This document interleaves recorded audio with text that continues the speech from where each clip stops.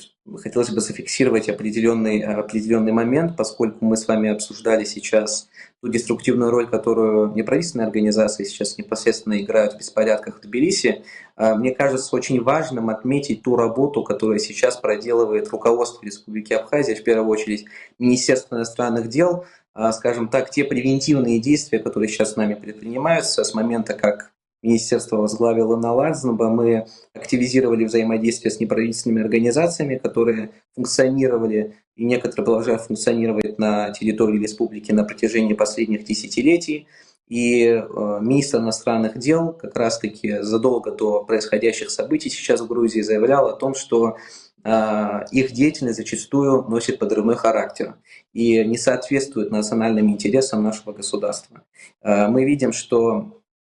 те неправительственные организации, которые на протяжении десятилетий поддерживались в Грузии со стороны Государственного департамента, таких структур, как USAID, на сегодняшний день скорее в выборе между безопасностью своих сограждан и своими личными интересами выбирают второе, поскольку вы видите, что, как вы сами отметили, в случае возобновления боевых действий последствия для Грузии, для грузинского общества будут катастрофическими. Но это не останавливает те силы, которые сейчас вышли на улицы от продолжения протестов. В свою очередь, в Республике Абхазия мы ведем деятельность по предотвращению появления таких элементов на нашей территории и призываем все неправительственные организации в своей деятельности в первую очередь ориентироваться на то, чтобы не противоречили целям и задачам абхазской внутренней и внешней политики. Поэтому мы считаем, что все неправительственные организации, которые функционируют на нашей территории, в первую очередь должны руководствоваться интересами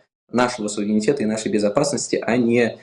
псевдоидеалами, которые очень часто в нужный момент трансформируются, меняются и навязываются со стороны Соединенных Штатов.